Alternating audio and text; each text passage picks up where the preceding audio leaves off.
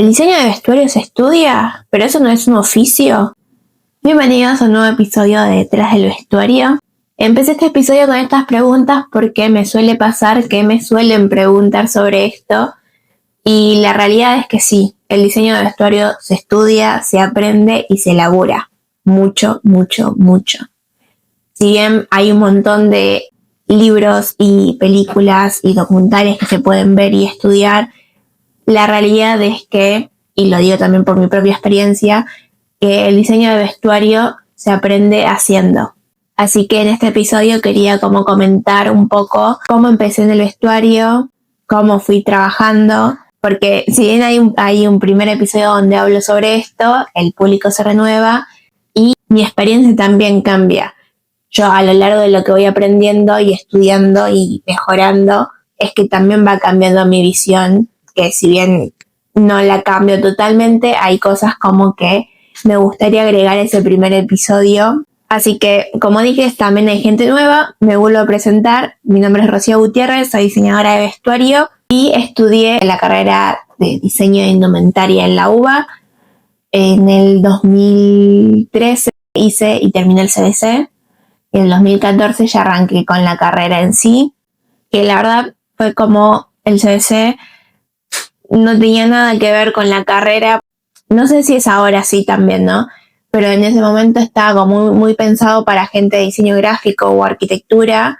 No sé si cambiaron los planes de estudio, pero si bien no tenía mucho que ver con indumentaria en sí, hay ciertas cosas como prepararme para una entrega, cómo tenía que presentarme a rendir un parcial, un final.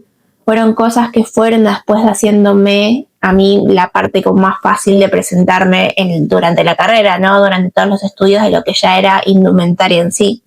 Vale aclarar que yo cuando dije que quería estudiar indumentaria, yo no sabía coser, no sabía moldería, no sabía nada. Y de a poquito fui aprendiendo cosas nuevas, sobre todo de este mundo. Para mí era algo nuevo, pero algo había en mí que yo quería como experimentar y transitar, por así decirlo, que fue lo que también me terminó definiendo y decidiéndome por esta carrera.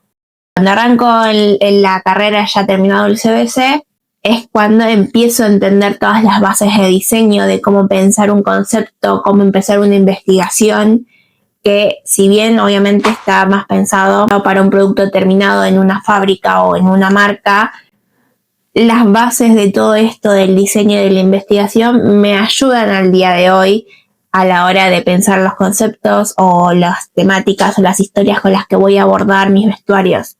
No tiene mucho que ver cómo es el acercamiento tal vez a un guión, pero la manera en cómo me enseñaron a pensar una idea en su conjunto me ayuda al día de hoy a pensar mis vestuarios. Sí tengo que decir que no sé si es una carrera que hoy en día, 2026, en Argentina sea una carrera barata, porque ya en ese momento era bastante... Era más accesible de lo que es 10 años después, ¿no? Porque la economía es otra, el país es otra, el momento es otra, y yo quiero creer que los profesores también cambiaron y se adaptan a estas cosas, pero también como que lo que hacían que la carrera fuera cara en sí eran las correcciones de los profesores. Si había alguna tela que no les gustaba o no les gustaba tu trabajo desde el momento cero, te hacían cambiar prácticamente todo, todas las clases. Entonces eso llevaba como mucho gasto de material, de tiempo, de plata, y eso trasladado a hoy diría como que sería difícil sostener.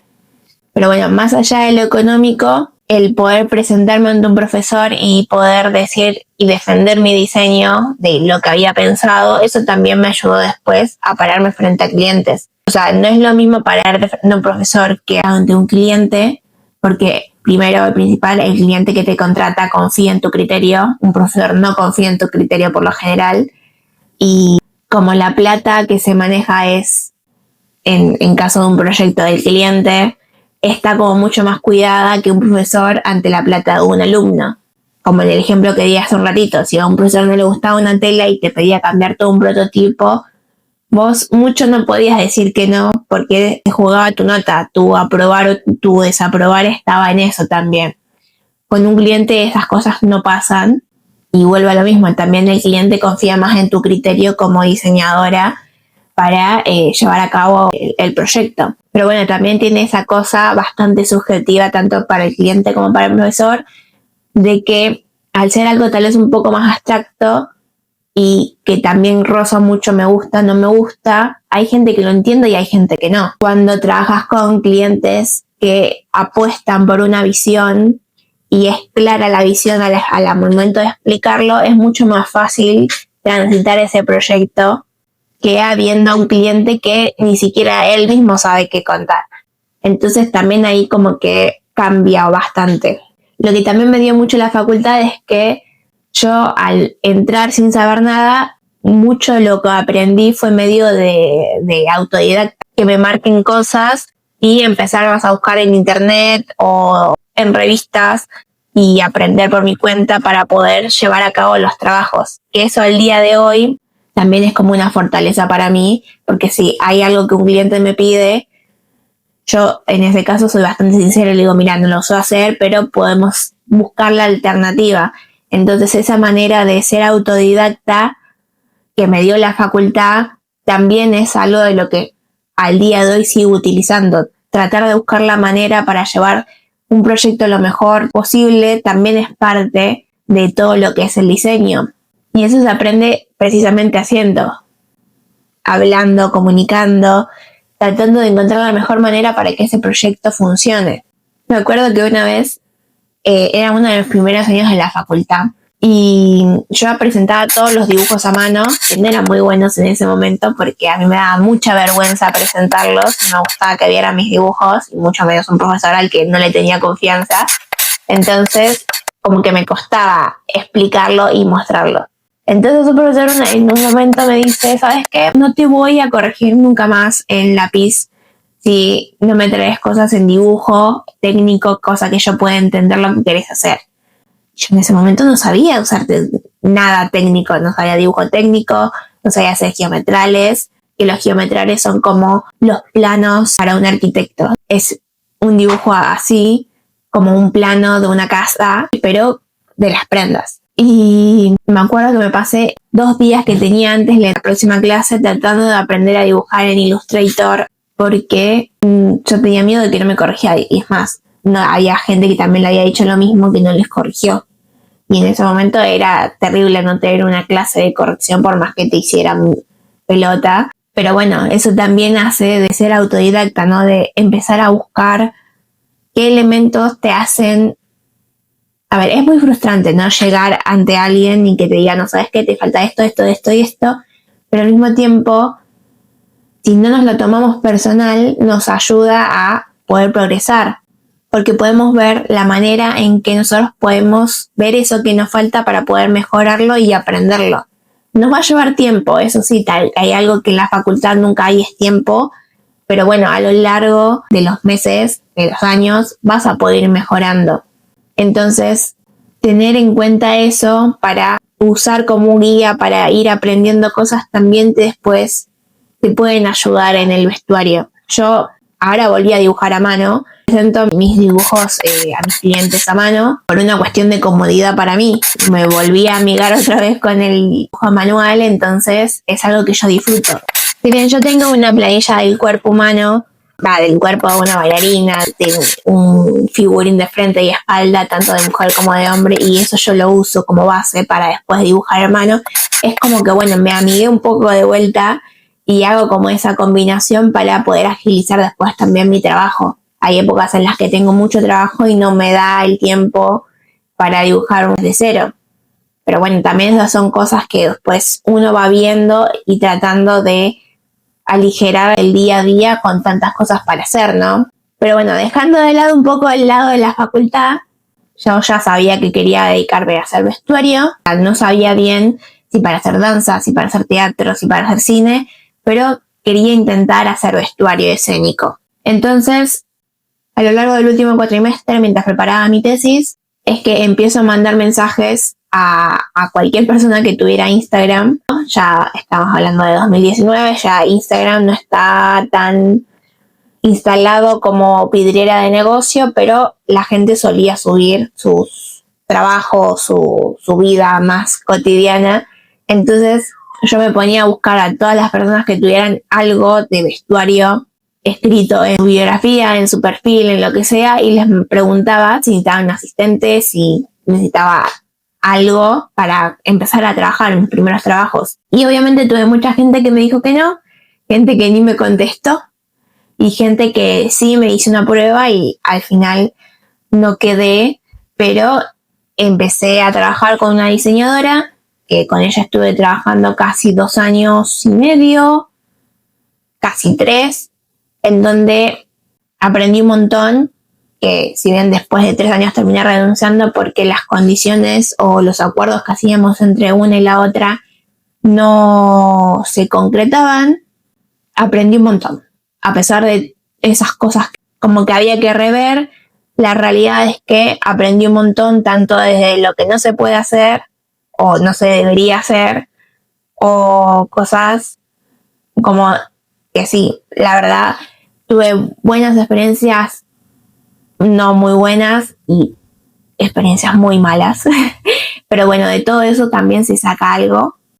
Y a la par de que concretamos como para empezar a trabajar juntos, y no, yo empecé haciendo un curso de verano, creo que no me acuerdo si fue de 1 mes o 2 meses, fue de poquito tiempo, en el Colón. Fue un curso de verano sobre vestuario escénico a cargo de Alicia Guzmán, la primera persona que me enseñó a leer un guión y cómo llevarlo al escenario. También estaba apoyada mucho por su esposo, que era Víctor, no me acuerdo el apellido, pero que el señor se encargaba de escenografía. Entonces a lo largo de todo el curso nos daba como su perspectiva también de escenografía y cómo uno con el otro se iba complementando, ¿no? Tanto el vestuario como la escenografía.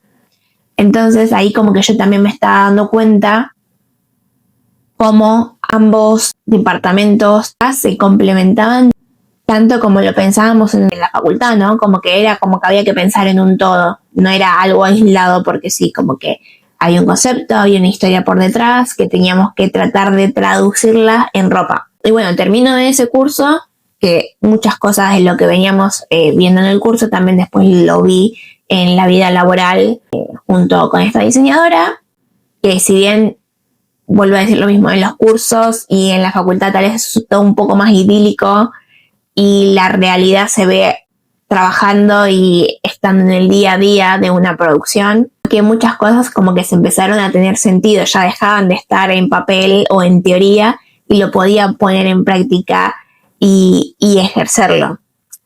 Entonces, a lo largo de todo mi trabajo con esta diseñadora, yo también fui como haciendo otras cosas que complementaban las cosas que nos faltaban después a lo largo de los trabajos. Hice cursos de bordado, volví a estudiar también más teoría de vestuario, yendo a entrevistas de diseñadores que me gustaban, de películas de acá de Argentina, de afuera, porque yo sentía como que aprendía también de la experiencia esa, ¿no? De cómo podían hacer un proceso creativo, de cómo pensaban, de cómo bajaban una idea, de cómo lo explicaban, ¿no? Entonces, eso después, obviamente, mucho tiempo después se terminó traduciendo en este podcast, en las entrevistas que pueden ver Conociendo Profesionales del Vestuario, que hay, creo que alrededor de unas 9 o 10 entrevistas de diseñadores, ambientadores, de artistas textiles que trabajan con vestuario, que es lo que yo hacía leyendo las entrevistas, ¿no? Tratar de conocer sus historias, de entender cómo pensaban, de cómo diseñaban, y que a mí me ayudó a crecer también, ¿no? Como diseñadora. Entender el vestuario también a través de la mirada del otro es lo que también después me ayuda a mí a traducir un guión. Yo, o por lo menos yo lo veo así, ¿no? Tratar de entender la visión que hay en papel y traducirla a través de nuestra mirada, y tratando de entender la mirada del otro es lo que va a hacer que ese vestuario conecte con el público, entre la producción, en que se pueda transmitir una historia. Y aparte de las entrevistas que leía, también hacía cursos complementarios. Hice muchos talleres. Hice uno que se llamaba Arte y Vestuario a cargo de Gaby Varela, que también está en su entrevista. hice un taller de cosplay a cargo de Ceci Gómez García, que también tiene su entrevista acá. También de diseño de vestuario para cine y tele a cargo de José Becchietti. También hice cursos complementarios de escenografía, que es gracioso porque mucha gente me dice, pero ¿por qué haces cursos de escenografía si vos no vas a ejercer? Y no, la realidad es que no voy a ejercer, pero así como vi en el primer curso que tuve en el Colón, donde había una comunicación entre vestuario y escenografía, para mí me parece importante entender el todo para poder tomar decisiones que no entorpezcan el trabajo del otro, como que realmente se pueda leer como un todo. Entonces, entendiendo cosas de iluminación, de escenografía, es que también hacen que el vestuario se pueda lucir y se pueda contar esa historia. Y para mí esa parte es muy importante.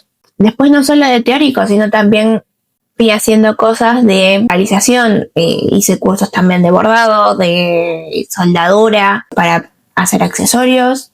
También hice cursos de realización de vestuario de época.